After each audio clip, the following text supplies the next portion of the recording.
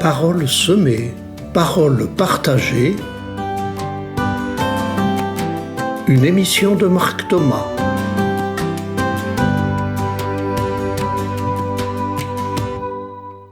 Cette émission est la première d'une série de 2 émissions sous le titre « Sur les chemins de François d'Assise ». Et j'intitule cette première partie d'aujourd'hui « François d'Assise, retour aux sources d'une vie porteuse de sens ». Chers amis auditeurs, au moment où vous entendez cette émission, je suis en Italie sur les chemins d'Assise, dans cette région chaleureuse de l'Ombrie où François d'Assise est né, a grandi et a fait des choix radicaux au milieu des puissants de son temps pour construire une humanité de paix et revenir à l'Évangile. Je voudrais d'abord vous présenter en quoi pour moi François a eu une vie porteuse de sens. Je n'ai pas l'intention ici de faire une biographie complète de François d'Assise. Je souhaite plutôt vous partager ce qui m'a touché dans sa vie et ce qui a donné du sens à ma propre vie. 3 mots résument pour moi les choix de vie de François. Simplicité, fraternité, pauvreté. Simplicité d'un être voulant rester tout simplement humain avec ses capacités et ses limites, plutôt que se cacher derrière des masques pour paraître le meilleur. Fraternité universelle avec les humains comme avec la nature, plutôt que la domination et tous les combats pour prendre le pouvoir et vouloir avoir raison. Pauvreté choisie pour éviter les soifs insatiables de richesse et d'accaparement.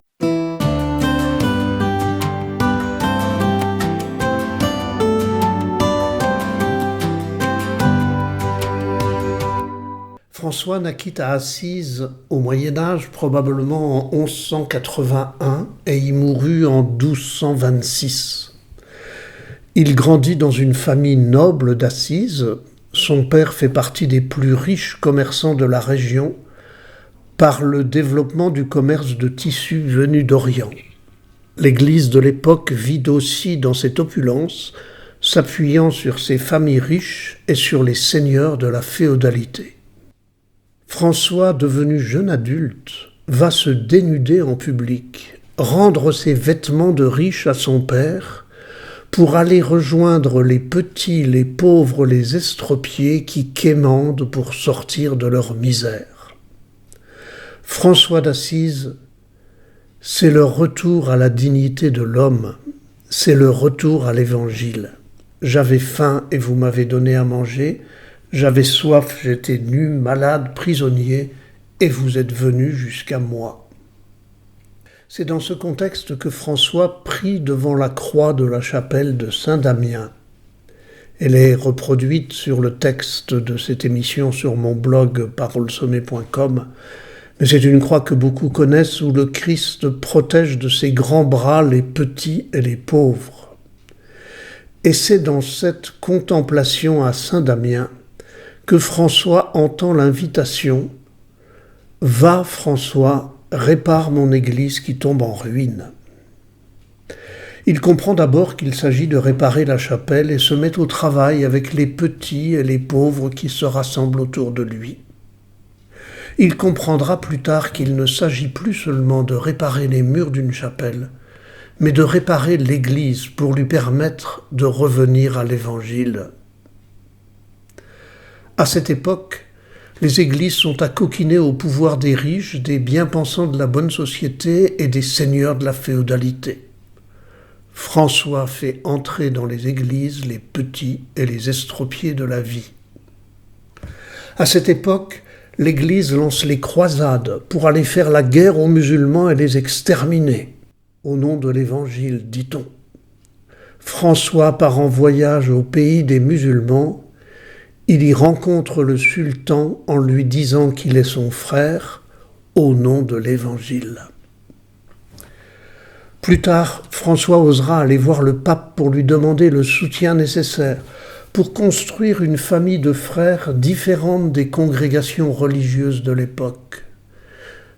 Une communauté qui n'aura pas de signes de richesse, pas de grands bâtiments, pas de dons des riches, mais qui vivra de simplicité, de fraternité, de pauvreté. Plutôt que d'accumuler les ors, les richesses, les postures de pouvoir, François sera un amoureux de la nature. On connaît l'histoire de François qui parle aux oiseaux, mais ce n'est pas comme un miracle extraordinaire, mais simplement comme le symbole fort d'un homme qui choisit de se positionner avec respect comme une créature parmi les autres. On connaît aussi l'histoire de François qui apprivoise le loup qui faisait si peur aux habitants de Goubiot. Il ne s'agit pas là d'un miracle extraordinaire, mais simplement du symbole fort d'un désir de se libérer de la peur de perdre, la peur d'être agressé, et il s'agit de choisir de traiter les peurs et les conflits par la fraternité plutôt que par la méfiance ou la menace, symbole d'un loup qui mord. François traverse aussi les différentes périodes de sa vie dans la proximité tendre et pure avec Claire, elle aussi fille de riche d'Assise, qui a rejoint François très vite dans son choix de vie. Entre Claire et François, une relation d'âme à âme, une sorte d'amour spirituel fort et intérieur qui permettra à la rugosité masculine de François d'être assouplie par la douceur attentive et exigeante de Claire. François sera lui-même confronté aux épreuves physiques de la maladie, épreuves lorsque certains de ses frères le prendront pour un doux rêveur et feront un coup de force pour transformer l'ordre fraternel et pauvre des franciscains en une congrégation puissante voulant ressembler aux riches congrégations de l'époque et cherchant à imposer leur pouvoir. À ce moment-là, François est presque aveugle, malade, et traverse une nuit spirituelle difficile qu'il décrit dans le magnifique cantique des créatures, sa simplicité, sa fraternité universelle, sa pauvreté lui permet de traverser l'épreuve dans la gratitude.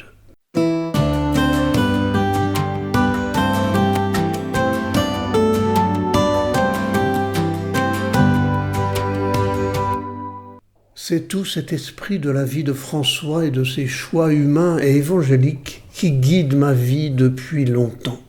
Et je voudrais maintenant vous parler de mon retour aux sources ces jours-ci à Assise. Assise est mon lieu ressource. François d'Assise est une de mes racines principales. C'est pourquoi j'y retourne cette semaine avec 3 amis proches. Nous allons partager sur place nos découvertes, nos réactions, nos ressentis, nos prises de conscience, nos questionnements. Et aussi nous allons partager une amitié sincère et fraternelle.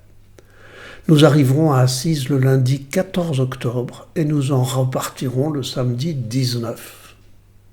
5 jours sur place, qui ne sont pas un pèlerinage centré sur un saint qu'on admire, ni comme une multiplication de prières et de célébrations, mais 5 jours pour respirer cette ville d'Assise et la nature qui l'entoure, pour se laisser habiter de ces lieux imprégnés de l'esprit de François. 5 jours comme un retour aux sources, centré sur nous-mêmes et sur ce que ces lieux font résonner en nous. 5 jours vécus dans l'esprit de François pour se réenraciner dans une qualité de vie humaine simple, fraternelle et sans prise de pouvoir, au bon goût d'évangile. Dans les années 1985 jusqu'en 1993, quand j'étais prêtre dans un grand ensemble de la banlieue de Nancy en Lorraine, j'avais accompagné à Assise une dizaine de groupes de jeunes et d'adultes. Je vous raconterai comment cela a commencé dans la prochaine émission.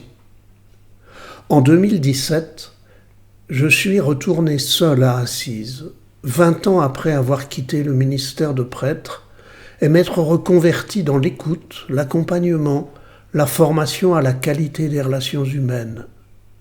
Je suis retourné seul dans ce lieu source, ressource et racine pour relire là-bas le tsunami vécu dans mon changement de vie et confronter ce que j'étais devenu depuis, le confronter à l'esprit humain et évangélique de François.